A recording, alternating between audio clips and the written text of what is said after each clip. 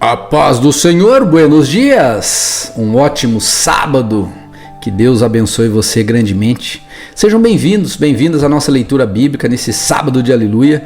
Hoje nós vamos continuar lendo o primeiro livro de Reis. Vamos ler agora sobre a sabedoria de Salomão para se relacionar, com nações próximas a Israel, e também como ele fazia a gestão interna, os ministros distritais que ele tinha. E também vamos ver a construção do templo. Ele vai pedir madeira, cedros do Líbano para o rei, e ele vai receber. E aí nós vamos ver como ele preparou essa construção do templo. Que Deus te abençoe nessa leitura e que ela seja uma bênção para você. Se você tiver alguém para ler a Bíblia junto conosco, traga e vamos ler. Precisamos ler a palavra, pois ela alimenta a nossa alma. Amém? Deus te abençoe e fique na paz. Boa leitura. Vamos lá. Primeiro livro de Reis, capítulo 4. Oficiais e governadores de Salomão. O rei Salomão governou sobre todo o Israel, e estes foram seus oficiais mais importantes. Azarias, filho de Zadok, era o sacerdote. Eliorefe e Aías, filho de Sisa, eram os secretários da corte. Josafá, filho de Ailude, era o historiador do reino. Benaia, filho de Joiada, era o comandante do exército. Zadok e Abiatar eram os sacerdotes. Azarias, filho de Natã, era supervisor dos governadores distritais. Zabude, filho de Natã, era sacerdote e conselheiro pessoal do rei. Aizar era administrador do palácio. Adonirão, filho de Abda, era o encarregado dos trabalhos forçados. Salomão também tinha, em todo Israel, 12 governantes distritais, responsáveis por fornecer alimento para a casa do rei. Cada um deles fornecia provisões durante um mês do ano. Estes são os nomes dos 12 governadores: Ben-Ur, da região montanhosa de Efraim; Ben-Dequer, em Macás, Saalbim, Bet-Semes, Elom-Bet-Anã; Ben-Resede, em Arubote, Socó e toda a região de Éfer; Ben-Abinadab, em toda Nafote-Dor. Ele era casado com Tafate, uma das filhas de Salomão. Baaná, filho de Ailude, em Taanac e em Megido, e em toda Bet-Seã, próxima de Zaretã, abaixo de Jezreel, e todo o território desde Bet-Seã até Abel-Meolá, e para além do Joquimeão. Ben-Geder, em Ramote-Gileade, incluindo as cidades de Davi, assim chamadas por causa de Jair, da tribo de Manassés. Em Gileade, na região de Argobe, em Bazã, incluindo 60 grandes cidades fortificadas com trancas de bronze nos portões. Ainadab, filho de Ido, em Manaim. Aimaas, em Naftali, ele era casado com Bazemate, outra filha de Salomão. Baaná, filho de Rusai, em Azer e em Bealote. Josafá, filho de Parua, em Issacar. Simei, filho de Elá, em Benjamim. Geber, filho de Uri, na terra de Gileade, incluindo os territórios de Seom, rei dos amorreus, e de Og, rei de Bazã. Ele era o único governador desta região. O povo de Judá e Israel eram tão numerosos quanto a areia da beira do mar. Todos estavam muito contentes e tinham comida e bebida com fartura. Salomão governava sobre todos os reinos, desde o rio Eufrates ao norte até a terra dos filisteus e a fronteira do Egito ao sul. Os povos conquistados enviavam tributos a Salomão e continuaram a servi-lo durante toda a vida. Para a provisão diária do palácio de Salomão, eram necessários 30 cestos grandes de farinha da melhor qualidade, 60 cestos grandes de farinha comum, 10 bois dos currais de engorda, 20 bois do pasto, 100 ovelhas e também veados, gazelas, corças e aves seletas. Salomão dominava sobre todos os reinos a oeste do rio Eufrates, desde Tifsa até Gaza, e havia paz em todas as fronteiras. Durante a vida de Salomão, Judá e Israel viveram em paz e segurança. E, desde Dan ao norte até Beerseba ao sul, cada família possuía sua própria videira e sua própria figueira. Salomão possuía 4.000 estábulos para cavalos de seus carros de guerra e 12.000 cavalos. Os governadores distritais forneciam com regularidade alimento para o rei Salomão e sua corte. Cada um providenciava para que nada faltasse no mês que lhe havia sido designado. Também providenciavam a cevada e a palha necessária para os cavalos de guerra e os cavalos de carga nos estábulos do rei. Deus concedeu a Salomão grande sabedoria e entendimento e conhecimento tão vasto quanto a areia na beira do mar. Sua sabedoria era maior que a de todos os sábios do Oriente e de todos os sábios do Egito. Ele era mais sábio que qualquer outra pessoa, incluindo Etã, o Israelita, e Emã, Cacol e Darda, filhos de Maol. Sua fama se espalhou por todas as nações vizinhas. Compôs 3.000 provérbios e escreveu 1.005 canções. Podia falar com entendimento sobre plantas de toda espécie, desde o grande cedro do Líbano até o pequeno hisopo que cresce nas fendas dos muros. Também tinha conhecimento de animais, aves, répteis e peixes. Reis de todas as nações enviavam seus representantes para ouvirem a sabedoria de Salomão. Primeiro livro de Reis, capítulo 5. Preparativos para a construção do templo. Hirão, rei de Tiro, sempre havia sido fiel e um aliado sempre fiel de Davi. Quando soube que Salomão, filho de Davi, tinha sido ungido como o novo rei de Israel, Hirão mandou representantes para cumprimentá-lo. Salomão enviou esta mensagem a Hirão: Você sabe que meu pai Davi não pôde construir um templo em honra ao nome do Senhor, seu Deus, por causa das muitas guerras que as nações vizinhas travaram contra ele. Não podia construir enquanto o Senhor não lhe desse vitória sobre todos os seus inimigos. Agora, porém, o Senhor, meu Deus, me deu paz em todas as fronteiras, não tenho inimigos, e tudo vai bem. Por isso planejo construir um templo em honra ao nome do Senhor, meu Deus, exatamente como ele instruiu meu pai Davi. Pois o Senhor lhe disse: Seu filho, a quem eu colocarei em seu trono, construirá o templo em honra ao meu nome.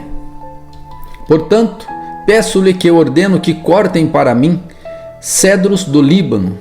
Meus servos trabalharão ao lado dos seus, e pagarei aos seus servos o salário que você pedir.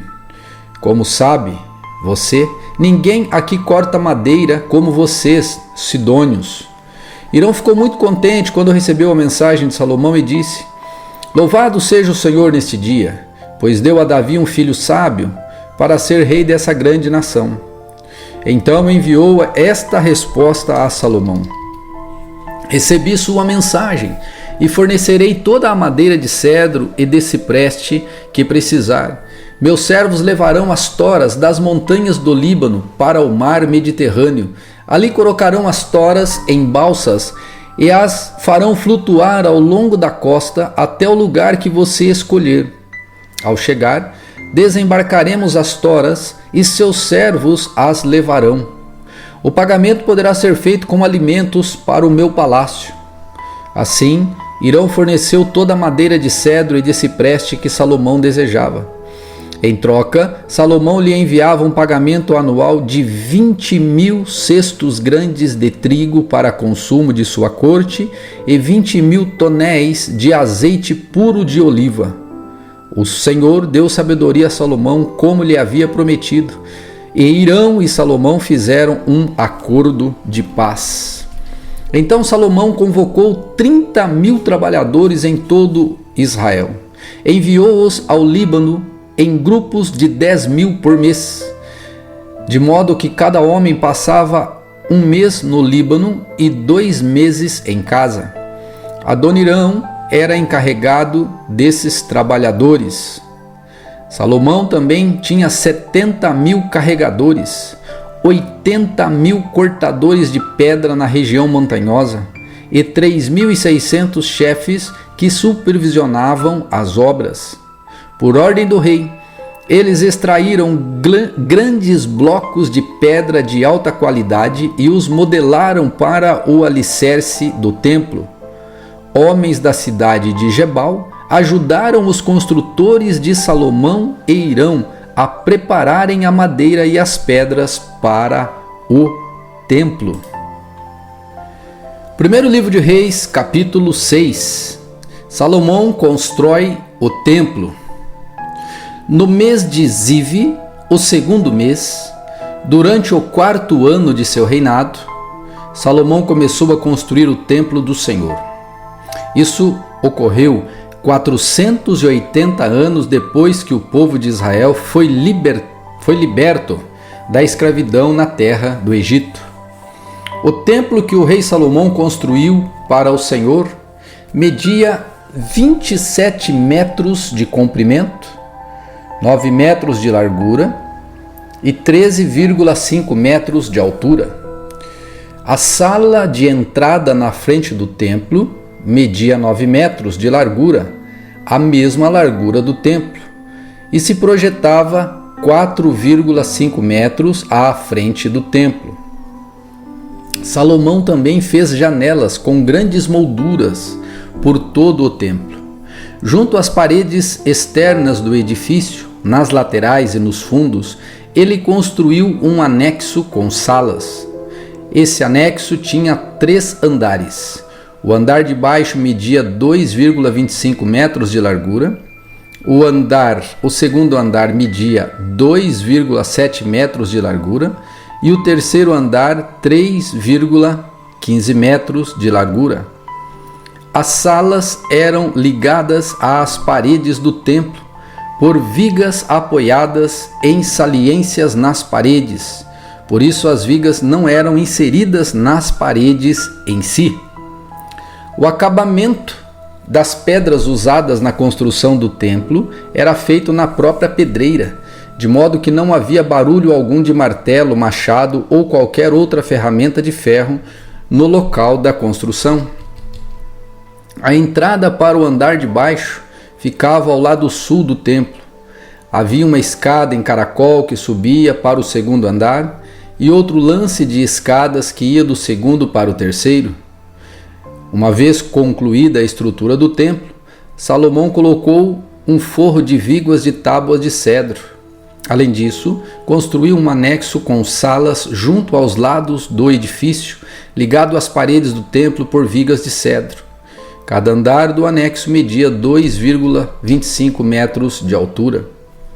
Então a mensagem do Senhor veio a Salomão: quanto a esse templo que você está construindo, se seguir todos os meus decretos e estatutos e obedecer todos os meus mandamentos, cumprirei a promessa que fiz a seu pai Davi. Habitarei no meio dos israelitas e jamais abandonarei meu povo Israel. Assim, Salomão terminou a construção do templo. Todo o interior, desde o piso até o teto, foi revestido com madeira. Revestiu as paredes e o teto com tábuas de cedro e para o piso usou tábuas de cipreste. Na parte de trás do templo, separou um santuário interno, o lugar santíssimo. Este santuário interno media 9 metros de profundidade e era revestido com cedro do piso ao teto. O salão principal do templo, fora do lugar santíssimo, media 18 metros de comprimento. Em todo o interior do templo, tábuas de cedro cobriam completamente as paredes de pedra e as tábuas eram enfeitadas com entalhes de frutos e flores abertas. Ele preparou o santuário interno na parte de trás do templo, onde seria colocada a Arca da Aliança do Senhor. Este santuário interno media 9 metros de comprimento e 9 metros de largura e 9 metros de altura. Revestiu com ouro puro o interior do santuário e também o altar de cedro. Depois Salomão revestiu com ouro puro o interior do restante do templo e fez correntes de ouro para a entrada do lugar santíssimo. Assim, terminou de revestir com ouro o interior de todo o templo, incluindo o lugar do altar e do lugar santíssimo. Fez 2 querubins de madeira de oliva, cada um medindo 4,5 metros de altura, e os colocou no santuário interno. As asas abertas de cada querubim mediam de uma ponta a outra 4,5 metros, e cada asa media 2,5 metros de comprimento. Os 2 querubins tinham a mesma forma e o mesmo tamanho, cada um media 4,5 metros de altura. Ele os colocou ao lado no santuário interno do templo. Suas asas abertas iam de uma parede a outra, enquanto as asas internas se tocavam no meio da sala. Revestiu os 2 querubins com ouro, enfeitou todas as paredes do santuário interno e do salão principal com entalhes de querubins, palmeiras e flores abertas. Revestiu o piso do santuário do salão com ouro. Para a entrada do santuário interno, fez portas de 2 folhas de madeira de oliva e batente de 5 lados. Essas portas de 2 folhas eram enfeitadas com entalhes de querubins, palmeiras e folhas abertas. As portas, incluindo os enfeites de querubins e palmeiras, foram revestidas com ouro. Depois, para a entrada do templo, fez batentes de 4 lados de madeira de oliveira. Fez também 2 portas articuladas de cipreste, cada uma com dobradiças que permitiam dobrar uma folha sobre a outra. Essas portas eram enfeitadas com entalhes de querubins, palmeiras e flores abertas, e eram completamente revestidas com ouro. As paredes do pátio interno foram construídas com uma camada de vigas de cedro entre cada 3 camadas de pedras cortadas. O alicerce do templo do Senhor foi lançado no mês de Zive, durante o 4º ano do reinado de Salomão. A construção foi completada no 8º mês do mês de Bul, durante o 11º ano do reinado de Salomão. Portanto, a construção toda do templo levou 7 anos.